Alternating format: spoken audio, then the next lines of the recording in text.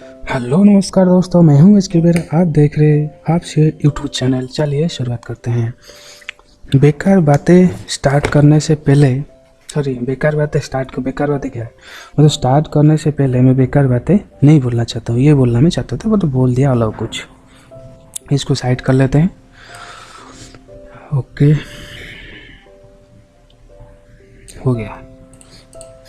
मेरे चैनल पे जो नया है, मतलब कुछ नहीं जानता है मेरे चैनल के बारे में, कुछ भी नहीं, उसके लिए एक रिक्वेस्ट है, बता देना चाहते हूँ। सिर्फ कान खोल के सुनिए मेरे बातों को, सिर्फ 1 मिनट। मेरे चैनल में ऐसा पढ़ाया जाता है जैसे तुम आराम से पास करोगे कम टाइम में, और तुम जो भी एग्ज़ाम में लिखते हो मैं सिर्फ उसी को ही लिखता हूँ मेरा नोट पर। मतलब कोई नोट बनाने की ज़रूरत ही नहीं, सिर्फ मेरे हिसाब से। और जैसा एग्जाम में क्वेश्चन आता है, मान लो तुमको एक एग्जाम्पल देता हूँ। तुम एक क्रिकेट खेलने के लिए जाते हो, क्रिकेट के सारे रूल तुमको पता है, मतलब छक्का, चौका, bowled, stumping, run out, everything you know. But तुम खेलने ही नहीं जाते हो। तुम एक अच्छा क्रिकेटर बन सकते हो नहीं?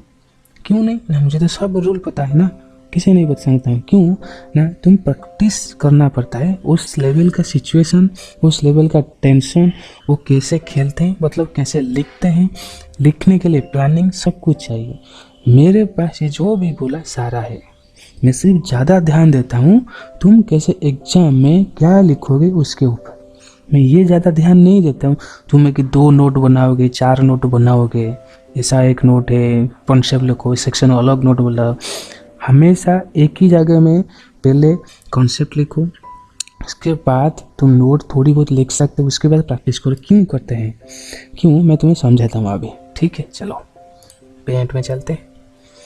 अभी इसको कर लेते हैं, हो गया। उसके बाद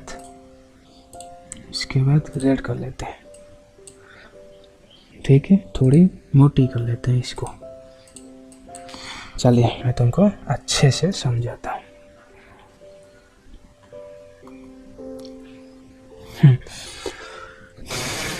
तुम क्वेश्चन में, मतलब कैसे मैं नोट तुमको बना के देता हूँ। क्वेश्चन पहले मैं कॉन्सेप्ट लिख देता हूँ, ठीक है? उसके बाद मैं एग्जाम्पल करता हूँ, एग्जाम्पल। उसके बाद जो मोर चांसेस है एग्जाम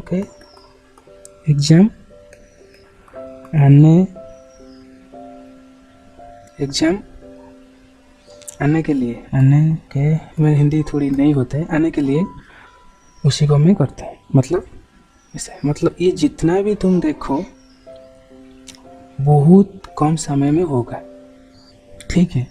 अभी चलते हैं मेन मुद्दे पर, क्या होता है, ठीक है? हमेशा जो भी सब्जेक्ट पढ़ो, इंट्रोडक्शन इज मैंडेटरी, उसके तुमको पता चलेगा। चलिए देखो,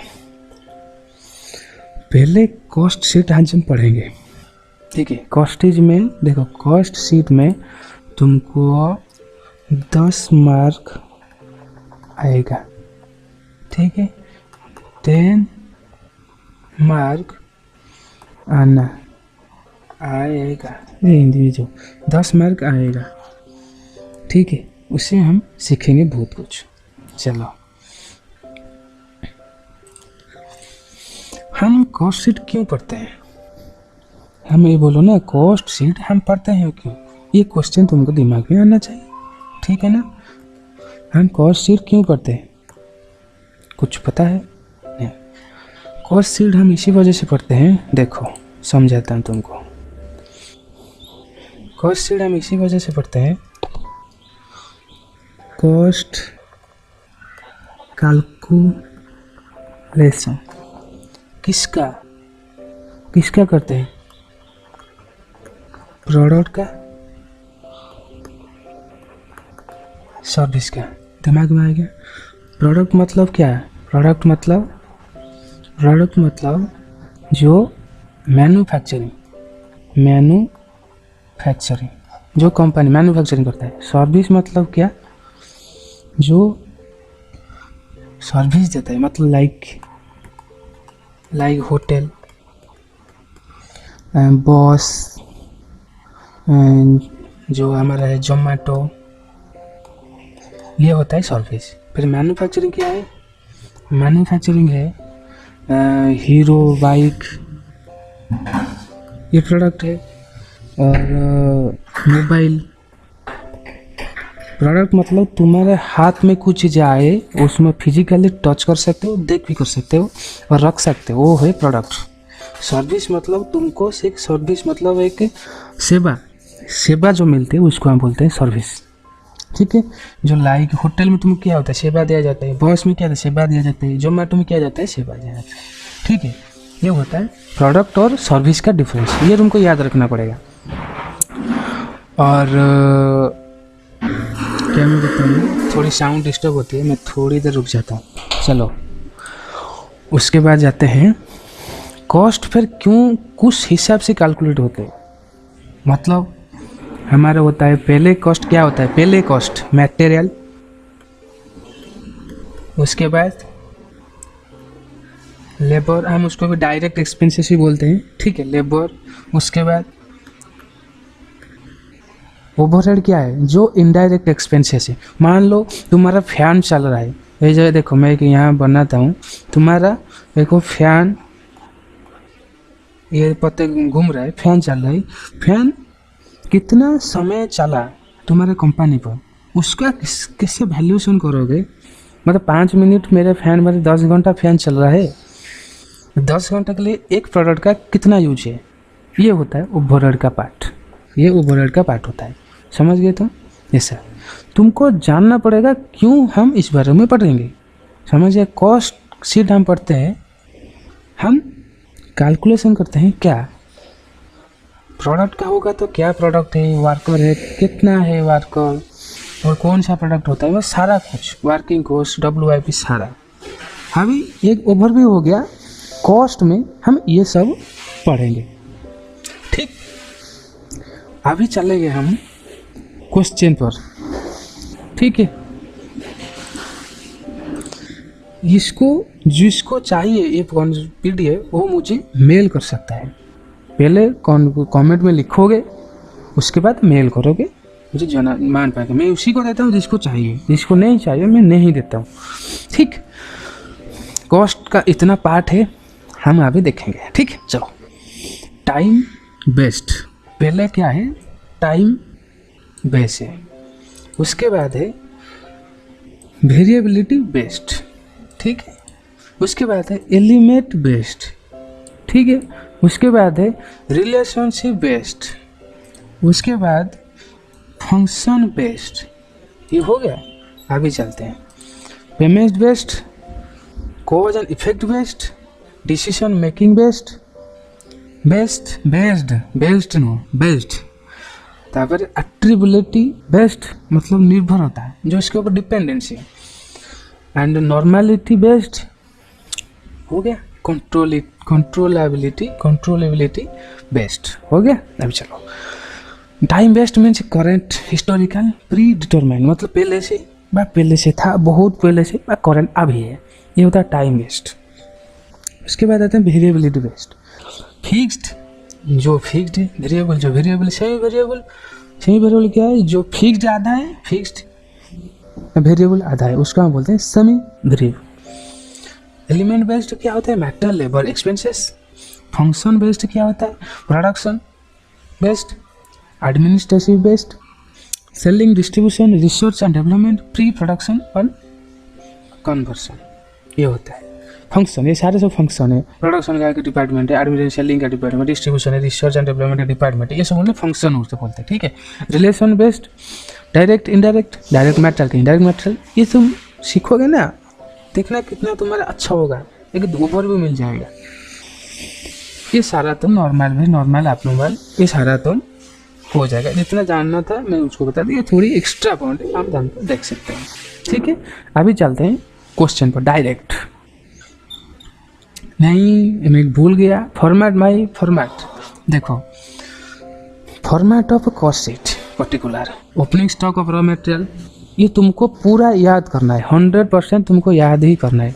विदाउट याद मतलब मेमोरी में तुम कुछ भी कर नहीं पाओगे, ये याद करना है करना है करना है। ठीक है, चलो।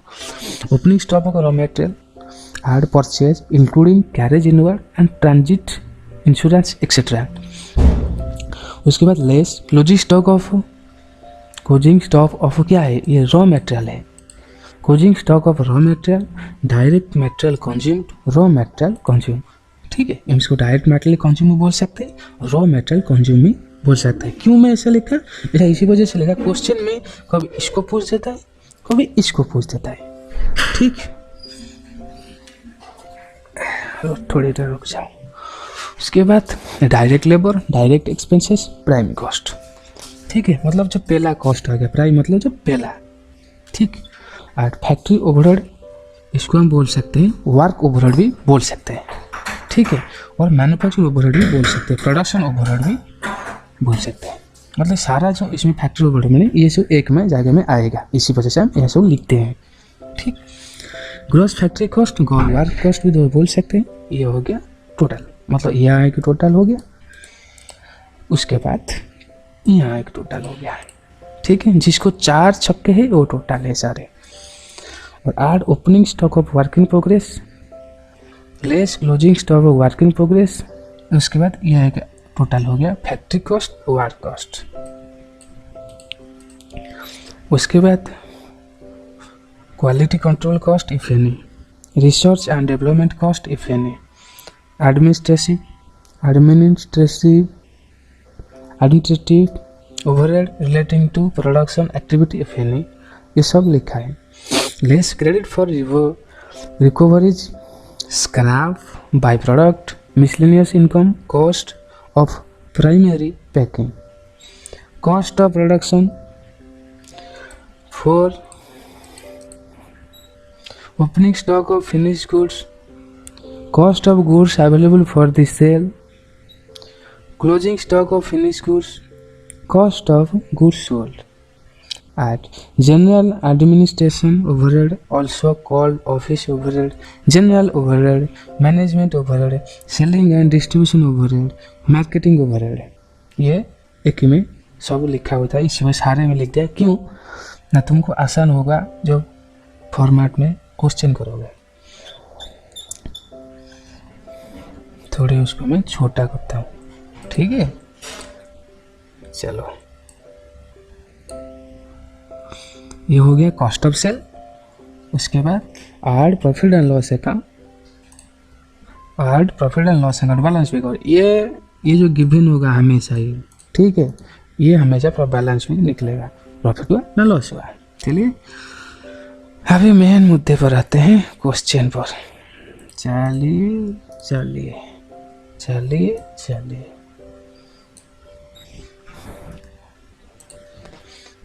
ओके। क्वेश्चन 1 देखते हैं क्या लिखा है।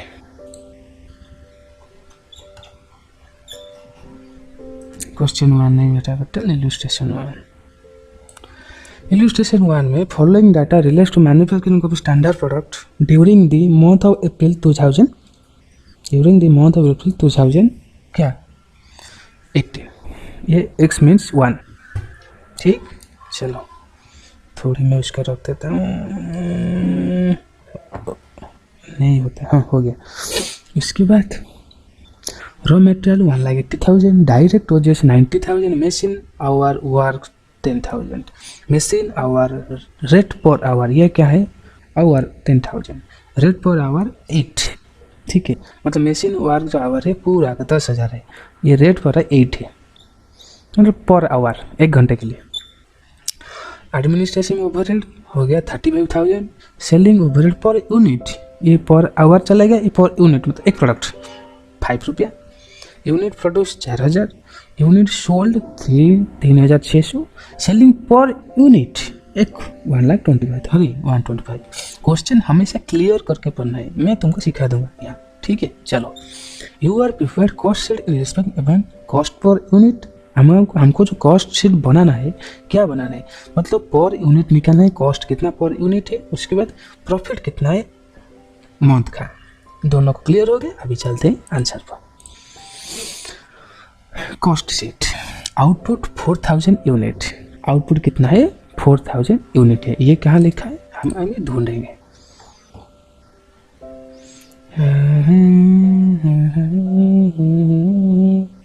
ये लिखा है आराम से तुम देख सकते हो। यहाँ क्या लिखा है, यूनिट प्रोड्यूस 4000 यूनिट। ओके चलते हैं।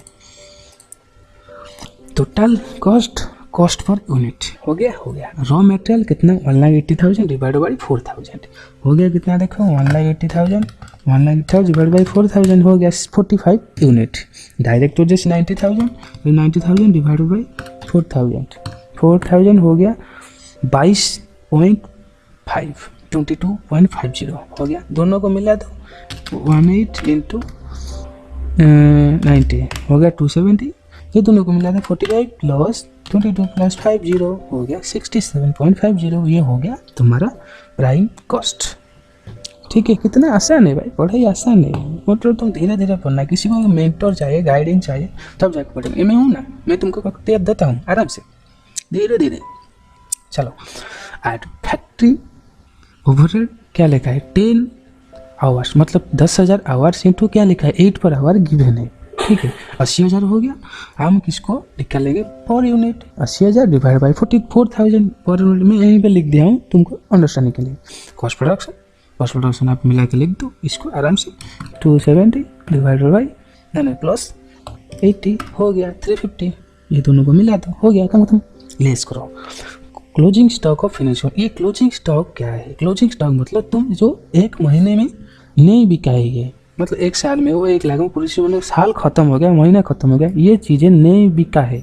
मतलब तुम्हारा जो स्टॉक है ना माल, दुकान में तो स्टॉक होता है ना, एक महीने में इतना माल गया है और नहीं जो जितना गया है यहाँ पे ये नहीं गया, इसको बोलते हैं क्लोजिंग स्टॉक। मतलब रह गया है उसको जो 4,000 3,600। ठीक है, करेक्ट स्टॉक ऑफ प्रोडक्शन। अभी चलते हैं इसको देखते हैं। ये जो 35,000 निकला है कैसे, पहले निकालो 4,000 माइनस 36। ये दोनों क्वेश्चन में गिवन था, हम लिख दें क्या ये 400 रुपया है। 400 रुपया है, बट ये जो 400 रुपये का हम उसको आंसर मतलब टोटल निकालेंगे, बस टोटल जो कॉस्ट है निकालेंगे। कितना है इंटू देखो 400 इंटू 87.50 35,000 निकल आया। ठीक है, चलो पहले से बता रहा हूँ। ये जो 400 निकलेगा यहाँ से 400 इंटू ये जो है 87.50 ये होगा 35,000। इसको माइनस कर दो होगा 3,000। ये 3,15,000 87.50। Administration expenses 35,000। Administration overhead add 35,000। ठीक है, गिवन है, देखते हैं। एडमिनिस्ट्रेशन ओवरहेड गिवन है। ठीक है, अभी उसमें यूनिट कैसे निकालेंगे 35,000 डिवाइड बाई 4,000 ये हो गया इसका यूनिट।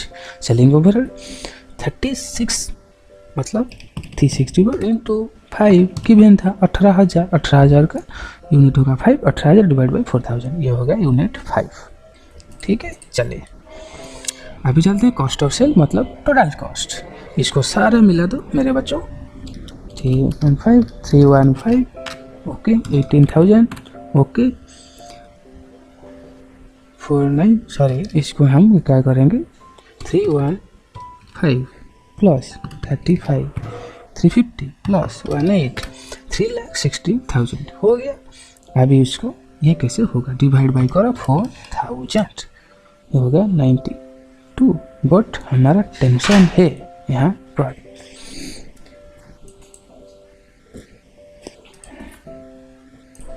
कोई प्रॉब्लम नहीं है, ये दोनों मिलके जितना हो ये भी मिलाता उसको हो जाएगा। ठीक है, चलो मिलाते हैं 0.50 प्लस 8.75 प्लस 5 101 2.5 101.2.5 101.25 हो गया।